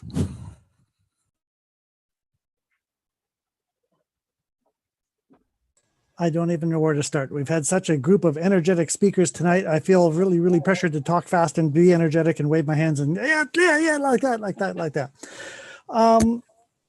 First note to everybody else, I always beg you, if you're showing photography, show a picture of the setup that you're using, that you're taking with your scopes, your cameras, whatever.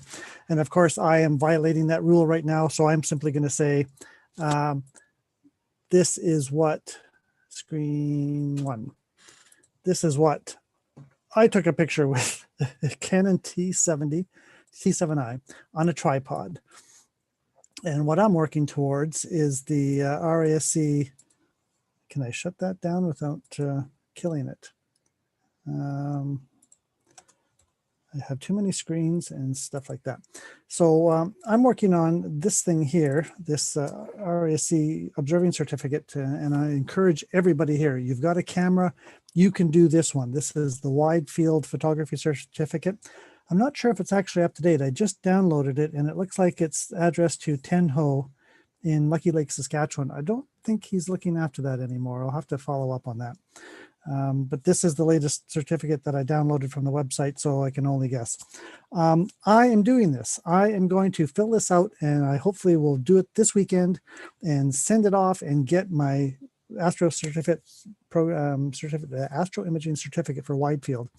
There are also 2 others, one of which is, I've got too many folders open here. One of which is, and it's not on this list. Okay, the other is solar system, and the third one is deep sky. Solar system you can probably get away with doing as well with a camera and maybe a telephoto lens. It's tough to call. I'll let you know the week after. The last one, which I've lost my files again. Anyway, the last one is deep sky stuff, and you will need some form of telescope with a camera on top of it. And it's things like a Mission Nebula Spiral Galaxy. So Steve Craig probably has all of this stuff already, and he can fill this out and ship off the pictures, and boom, he's done. It's nice to get some form of program, something. You go outside and you say, what am I going to image or observe tonight? And you don't know. It's nice to have a program. And once you've done all 6 or 8 of the RASC ones, you can join up other organizations and start going through theirs. There are a lot of them. Kevin? Hello. One of the things that I was going to do these earlier on, and one of the things I found is that I think it's particularly for the deep sky one, they want a lot of blather about what you learned while you were shooting, what difficulties you had and issues, and how you would, it's like a job competition. Don't wear tight underwear outside in the cold, things like that. Yeah. Oh, okay. Yeah. I didn't know about that one. So the other thing is, you've all taken pictures and you've all taken a lot of them, and I'm going through this and I'm going, geez, I've got pictures of this and this and this, but I've got so many terabytes of data, I don't know where to find them. So what I do instead is I went outside last night and took new ones. Okay. So you'll find that it may be faster and easier just to go out and take new pictures. So this is from Let's see, December the 6th. And Kim and I, this is our first clear night. We went outside and took a picture of the Jupiter and Saturn conjunction. And look at all this light pollution. Oh my God. Is that infrared? No, this is Christmas lights. It's called light pollution. Oh my God. And also landscape pollution. There are power lines right there. So you move a little, reset yourself. And of course, the power line goes right through your target. And Poor now it's Saturn. ultraviolet. Yeah, well, we have spectral changing the lighting sources that is going to wreak havoc with any spectrometry that we do in the future. So we go to our backyard, and with the whole purpose of this conjunction is to see the two objects getting closer and closer and closer. This is a Canon T7i lens with a stock 18 to 55 millimeter zoom. And the answer to the question is, how can you be sure that you're taking the same focal length every time? Well, this is wrapped all the way to one end, 18 millimeters. And I did a few shots of that, and then I racked it all the way to the other end, 55 millimeters. So night after night after night, you know what the numbers are and that they're going to be exactly the same. So Jupiter and then Saturn looking in our southwest. And unfortunately, we're starting to get a local light dome from our little hamlet here. It's just ridiculous. And the next one is the 55 millimeter range. So we've actually got some good things that you can measure and overlay later on for animated stuff. Then we go out again on December the 7th. And wow, things are getting more into the, where did this tree come from? This tree was not in the last day's picture. Did it grow that much in the last day? I don't know. So we go back out to the backyard again. And we've got a fairly good south and southwest horizon, but we do have neighbors with bright lights. So you have to get the trees. I think this is what I can write up for. What did I learn during taking these pictures? Find trees between you and your neighbors. And that's the zoomed in one again. Quick trivia question. What are these 4 stars down here? What constellation do they go with? Anybody? Anybody? Sagittarius. That's the ass end of Sagittarius. The teacup part is already down below. Stellarium is wonderful. Oh, I already showed you that. So those are the pictures I had to show you of that. And I don't think there's anything else except get out there every single clear night. Images. This is a rare event. It's not going to happen again for a long, long time. And in 5 years, 10 years, 20 years, you can say, I got a picture of this when it happened. And yes, we're going to try some telescopic photography as well, if the weather clears. Okay, the next big news. How many people saw this? Right now. At this current point, no. It's coming. There we go. So this is the night of December the 8th at 7:30 local time.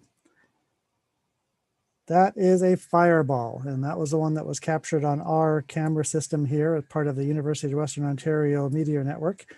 There is also one captured by the Oak Heights camera system, hosted by Oak Heights, the North Arctic Astronomical Association.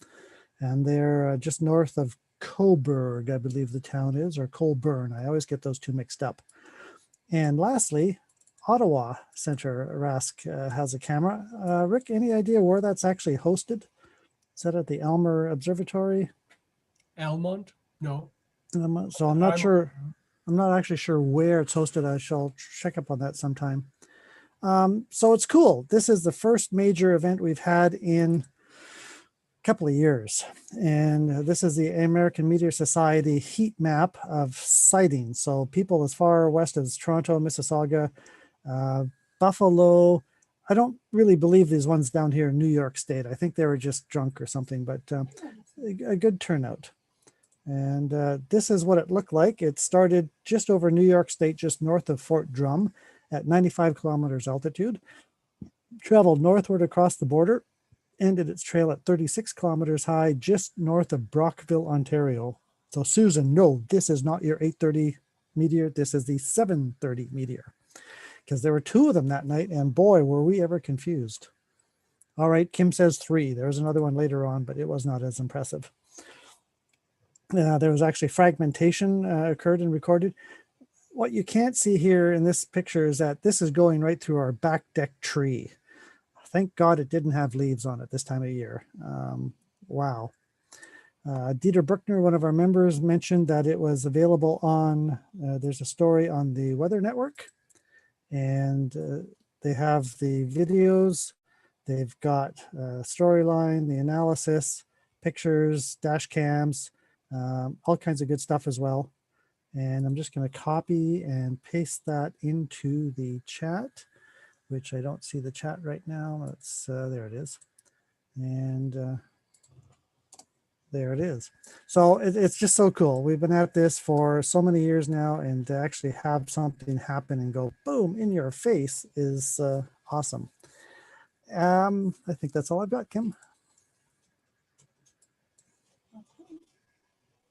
Thank you. Does anybody have any questions?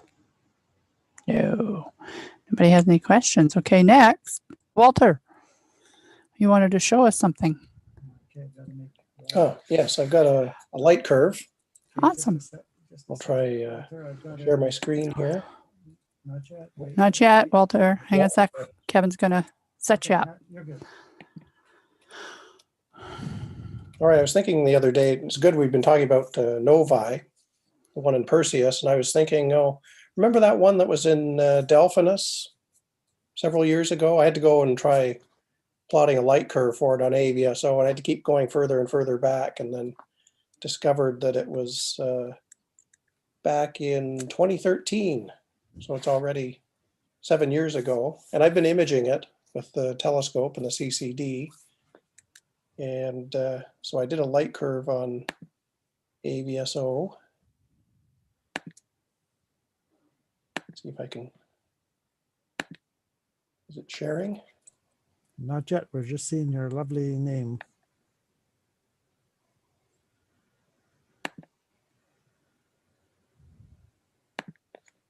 And a lot of tapping. Right here. Share screen. Yay. Hey, you're coming. All right. There you are. Find the right window. Here we go. Can you see that? Yep. So here it is over in 2013. It was naked eye. And of course, Rick Huziak, even back then, was telling everybody to come out and observe it. So I got out with my binoculars, got a couple observations with binoculars at 5th and 6th magnitude. And then it got a little fainter and I switched over to CCD. And now you can see it's all the way down to 16th magnitude. So still within reach of a telescope with CCD. We can keep doing observations. And it sounds like Nova Persei will be following it down presently. So we may have to switch from visual to CCD at some point soon with Nova Persei, assuming it ever clears again. So anyway, that's all I wanted to share tonight. Great, thanks. That's great work. Okay, and next we have Graham. Okay, so I'm going to hit the share screen thing. Awesome points for participation, Graham. What? All right, so can you see the screen? Yes, we can. Awesome. Okay, so that is the Saturn and Jupiter. I grabbed a quick photo of it. And then I have this. Here's the, Kevin required picture of my setup. So it's the Celestron Edge HD 8-inch with the Celestron OAG, and then my I don't know if you can see the cursor, Nikon Z6 camera sitting on below, and I just have a little guide camera here on the top, and it's the Losmandy GM8. I'm still having some trouble. I did some tutorials and stuff online for some people to explain how to put together their German equatorial and stuff, and that caused me to take it apart and put it back together, and I'm still not quite perfect yet on its alignment, so I still have to fix that a little bit. But here's the photo. Yeah, I know. Well, I have to take it apart and take it down to the shoreline for this for the 21st. So in order to get the conjunction, because otherwise I'm looking through trees in a house. Anyway, so here's the picture I took. I don't think it was last night, but the night before. So I've been trying to play a little bit with mosaics. Now this is a single image, but my hope is to go and get sort of a 9-frame image where this is the central one, and then basically stitch them together. And I'm hoping to get that done before the 21st, because on the 21st I'm taking apart the whole system again, and then afterwards I'm putting it back together with the wide field setup. So there you go. And this is obviously the Great Orion Nebula, in case anyone didn't know. Yeah. So that's what I have from the photo side. Also, I did go through and clean this for the group, and I added in a retainer so that the mirrors on the prisms on the inside will hold their position and stuff. So I put it back together. I'm going to do 1 or 2 little tests with it probably this weekend, but if anybody wants to try this out, let me know and we will see if we can arrange a drop off, or do I have to give it back to you, Kevin, first? Don't forget to tell people what it is, and no, you don't. Okay. It's a very basic spectrograph, so it's for showing you the spectrum of light for whatever target you're looking at, which Rick knows far more about this. Basically, I just wanted to borrow it so I could use it to test a bunch of little filters to see if they actually meet spec. So, Excellent. Thank you for doing that work. you're welcome. All right. Then you got to play around with your printer too. So. Yeah. Oh no. I've got this camera thing. I got a 3D print adapter so I can plug it into telescopes and a wide angle scope and a couple other things. So 3D printers getting some use out of it, plus a bunch of Christmas presents. Great. That is great. Awesome. Does anybody have any questions for Graham? I'm gonna mute myself. No. Okay. Well, we are done our meeting. However, if there's anybody that would like to chat or ask any questions at all, please come forward. And I see we have some people from St. John's Center. Hey, Gary, how you doing? Newfoundland. We haven't seen Gary since the General Assembly there in Oh, I know. 2003. A while ago. Holy Yeah. cow. Yeah. Loved it. Yeah. Awesome. It was a great screeched and everything. Yep. You did what to the puffin? We kissed the puffin. I had a question about the RASC remote telescope. What is the moon avoidance radius? Have you figured that out? I'm figuring about 25 degrees or so. Radius or diameter? Radius. Radius. Wow. Well, I find with mine, as long as I stay about 10 degrees away. No, I had some the other night about a week ago that I did it at 15 degrees, and they were totally useless. Wow. I'll throw in that once the telescope starts making money, we can afford better and narrower filters. Right now we do have an oxygen 3 filter, but I think it's a 5 or 8 nanometer band, and we want to get it down to 3, but we need to get the project making more money first. Is that an AVSO approved bandpass? Yeah. Don't get too many photons through that. No, in fact, one of the science team members is promoting the idea that we should get a new filter wheel for it. SBIG has some now that I think will carry 8 or 10 filters. So we could add in like a B&V photometric filters. Is that a single wheel filter wheel or a double? No, single. Single. Smaller filters. No, fairly good size. Okay. I can't remember exactly. Bigger wheel. Yeah, you need big filters for this camera. It's what? Well, don't hit any of the other telescopes when you're slewing around.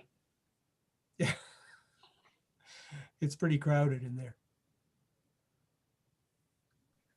I don't know if you want to see, but it actually looks like it's clearing up a little bit right now. Yeah, we'd like to see. It's not great. I've got the camera cooling down, so I'm just gonna share my entire screen so you can see Show the whole us the sky. thing. There's stars visible at least. We've been using, so we have with the camera on the back of the telescope, we've been using Deneb to focus, and then heading over to Jupiter and Saturn. So I'm not sure if we'll be able to see Deneb. We'll try. Let's go over And to, you can you could see try- VNC viewer? You could try and just do it without focusing because this scope is really good in focus. So Yeah. So here's this is the SkyX. The scope is up and moving around. I'm gonna try taking a look at Deneb quickly. The camera is at the right temperature, hooray. I'm just gonna triple check everything.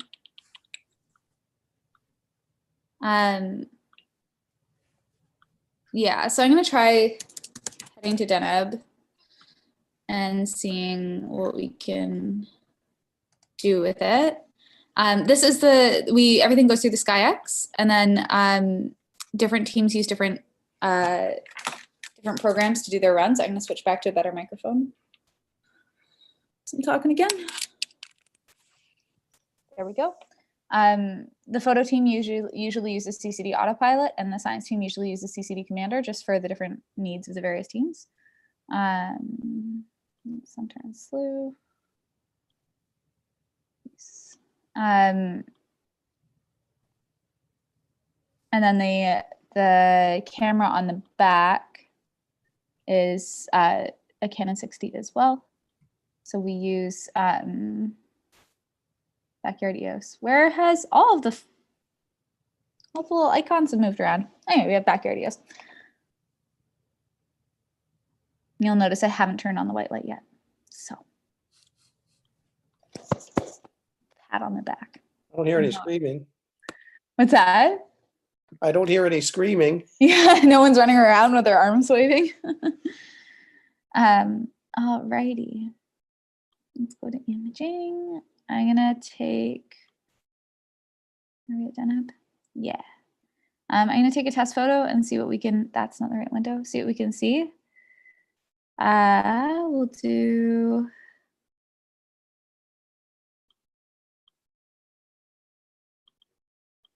we'll do 10 seconds, that's fine.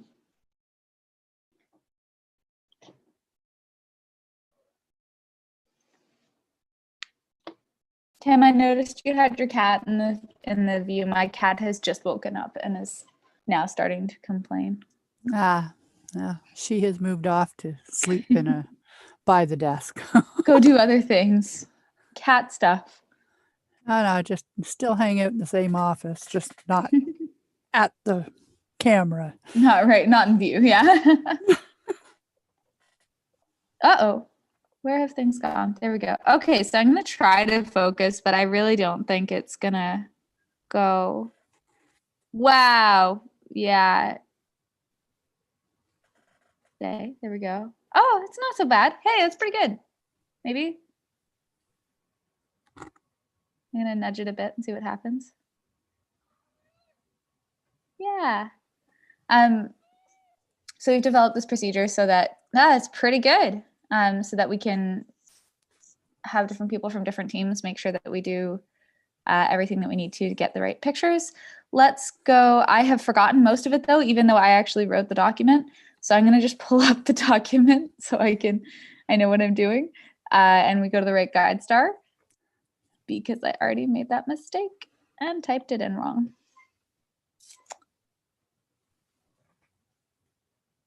Which screen can you see right now? Can you see the screen with the instructions on it, or can you see the screen with the We're seeing your telescope? entire desktop. Yeah, Okay. It's got the instructions sort of sliding off. Okay. All right. We'll see what we can do. Okay. Where's our guide star? GSC 6326542. I'm gonna just try to remember that. Okay, so now we've got, at least the camera seems to be mostly focused. And so we're going to move the whole telescope to, it didn't last long in my brain. 632, 6542.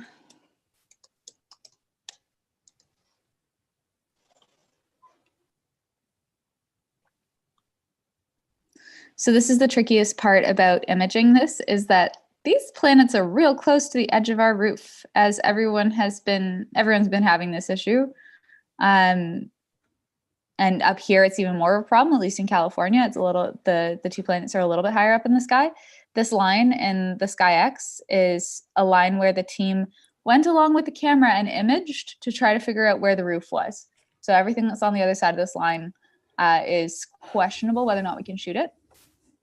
We're actually getting into the roof territory even with the DSLR. So here's our framing for the CCD chip, and then for the DSLR itself. Let's start the DSLR run as soon as we can. There we go. So we have it set up for the folks. So we have a couple teams. I'm going to get this going. There we go.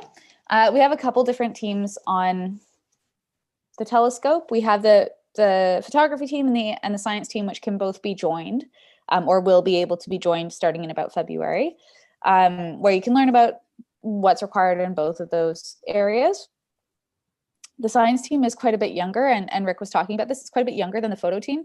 The photo team was started up almost immediately by the initial folks who started the project back in 2018. So the photo team has all these specific operations in place for how long each of the pictures take, what all the different requirements are, all that sort of stuff. And the science team, we've only really had Rick as the lead since, I don't really know what time is anymore with quarantine, maybe like a year and a half. So it's not been that long that we've had the science team around, maybe a year. And so we still have a ways to go. Rick is doing a ton of the legwork in terms of figuring out the details that a lot of other team members don't know, in terms of like most of what he was talking about tonight, most of which I don't understand, which is why we have delegated. So we have those two main teams, and then we have the operations team. The operations team is not really open to be joined as of yet. It's not like a pay money and join kind of thing. It is a process. And the reason for that is there's a lot to know about how to operate the telescope. And we have a team right now of about 8 people. And we ask that each person has 1 night per week on the scope, just because it's so complex. If you don't have 1 night per week, you start to forget what to do. So I have, for example, I really want to get students actually using the scope and operating the scope and running the outreach nights for other students when they're allowed to jump on the telescope and we put in the exoplanet run. But I can't comfortably allow a team of, let's say, 5 outreach people to operate the telescope, because they're only operating it, let's say, once a year or once a semester when they've got the students. We're going to do another set of these because who knows, maybe it'll be better. They're only operating it very infrequently, and the telescope, there are ways to destroy it. So we have to be kind of careful about it. So right now we have a team of about 8 people who operate the telescope, and they work with the different photo team and science team, and me as the outreach team as well. And they aren't necessarily on the photo or the science teams. They also don't necessarily know what the photo and science teams are doing. They just start at the telescope, they cool down the chip, they get their run ready, whatever the photo team or the science team is settled on, and then they hit go. So for that reason, they don't necessarily know how to use backyard EOS. Still really bright. And so we have all the procedures set up as much as we can so that we don't hit any snags on our way through. Yes, there's 3 hours of difference. I will address ACP in a second, Walter. So yes, this is in California because California is sunnier and nicer and taller than we are here. We did for a while consider using ACP, which, for those of you who do not know what ACP is, allows you to just sort of give the computer or the program a list of things you want to do, and the computer figures it all out for you. The reason we didn't continue forward with that is because I didn't feel like the value in the telescope lay in having it do all the work for you. I found it most satisfying when we were going through all this, going through the learning process and figuring this stuff out and making mistakes and seeing what works and seeing what doesn't work. So I didn't really want to take that away. And especially considering I was coming at this from the outreach angle, I don't want students to think that we're just, oh, this is what you want. Okay, here, the computer will do it for you, which I know makes me sound very old-fashioned. And I know that I hated my professors who in university when I was doing stats courses and that sort of stuff, who just said, oh yeah, let the program do the work. I was like, no, I want to learn how and why it works the way it does. So we moved away from ACP for that reason. I know it's what computers are for, Walter, but what if, have you watched the 1970s British TV series Connections? Because what happens if all of the computers suddenly fail? A lot worse than just we can't take pictures of space, but still. The Forbin Project. Well, then you should be using film, preferably a daguerreotype. Doesn't count. You're making yourself in the lab. Exactly. It doesn't count unless you use film. This is like the ultimate gatekeeping for all of astronomy. Well, I just like glass plates. I like the experience. It's nice to learn how to do all this stuff. And I've certainly, as a marine biologist, I never thought I'd learn this stuff, and it's been a joy and a pleasure. So I think it has a lot of value. And I'm very pleased with the fact that I can now set up this telescope after it's been a year of working on it. I can set up this telescope and talk to you while I do it, somewhat passively, instead of sitting and focusing every ounce of energy I have on how to make it work, which is definitely what I had to do for a good 8 months. All right, I think it's time to start giving up on these planets. What do you all think? Let me zoom in and see. It's like a lot of cloud. So much cloud. So sad. Oh well, we tried. An effort was made. One more time. But you did get both of them. I did What's see that? them. And you got both of them. They're there. They're just not very good. I know. But you got them. It's there. We tried. An effort was made. We didn't get them last night. It was too socked in last night. So at least it's something. So yeah, that's the scope. It's a blast. I really enjoy it. I've got our backup. I'll let that run in the background. But we've got our little EXO run. Oh, my poor internet. Ready to go if we were allowed to. You can see a bunch of Rick's runs in here too. I think it was just under. Anything with RASC-RT in the front is Rick's run. So he's done way more than me, I gotta tell you.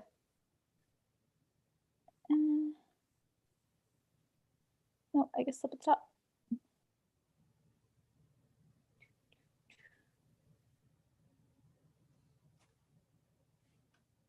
Oh, where's my open recent? There it is. A very simple run that should start in 7 minutes, but it won't. So sad. Yeah, we need a cloud rejection filter. We need a lot of things, honestly. One of the things on the list is even just like a flat box or one of those light boxes for taking flats, because right now we're stuck to dawn and dusk flats. So there's a lot of wish list items for the project, and that's part of the reason I can't wait for it to start making money so that we can afford the things that we want. Because right now we don't have the money for the toys. Anyway, if anyone has any other questions about it, dive in. Otherwise, I'm going to start shutting the telescope down because it's just too cloudy for the rest of the night. Sad. All right, That's great, Jenna. At least you got to start it up and show us what's going on. I have a couple more pictures I can show from the scope. Okay. I mean, Okay. sorry, I'm not the person leading the meeting.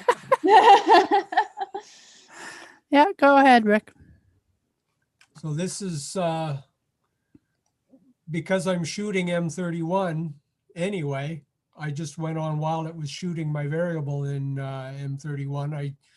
I took I think 9 400-second exposures with the Canon 6D of M31 and processed it up. And you can see it gives a very nice image of the galaxy. Unfortunately, the NGC 147 and 188, 185. 185, yeah, are just outside the field of view when I'm pointed at the galaxy with the main scope. So I didn't catch those. But then the other thing, I'm preparing to give a talk.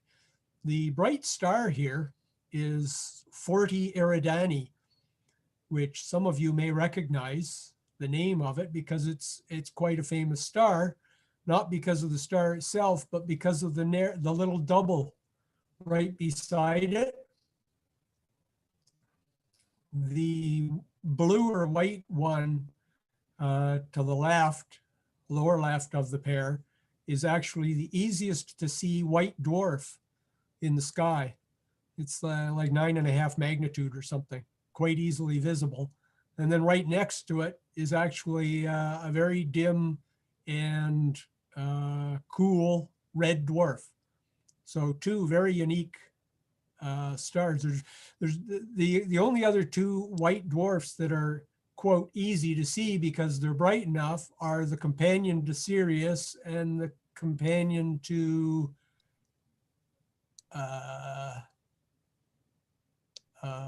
Procyon. And they're both like 10 magnitudes fainter than the first magnitude star and like 10 arc seconds away. So unless you're extremely good and extremely lucky, they're almost impossible to see, whereas this one's relatively easy. So this was also taken with the main scope, the remote telescope.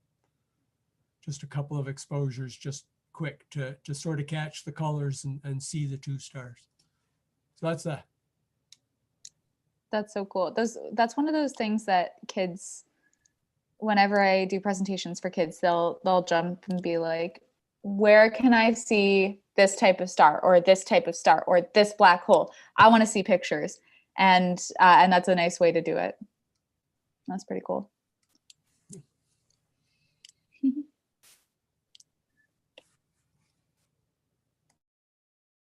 It seems like everybody's getting ready to jump off and have the rest of their evening.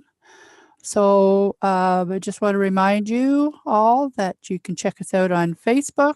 We have our website. We're at Twitter at RASC-Kingston. You can check out this video. It has been recorded and is live on YouTube tonight. Our test last night failed miserably, but tonight it worked. And a reminder that our next meeting is January 13th at 7 p.m. And our guest speaker will be Andrew Godefroy, who was going to speak to us in October, but he had to get into schooling. So hopefully January is set up to go. And I'll be giving a talk to St. John's Center next Wednesday night. So I'll be late for the social, but we will have the social on next week after, until our meeting starts up again. So for those that want to come by, come and join us. If not, well, we'll see you in 2021. Everybody have a good Christmas. Stay safe. Social distance like we've been doing. And have a happy new year, and we'll see you all later.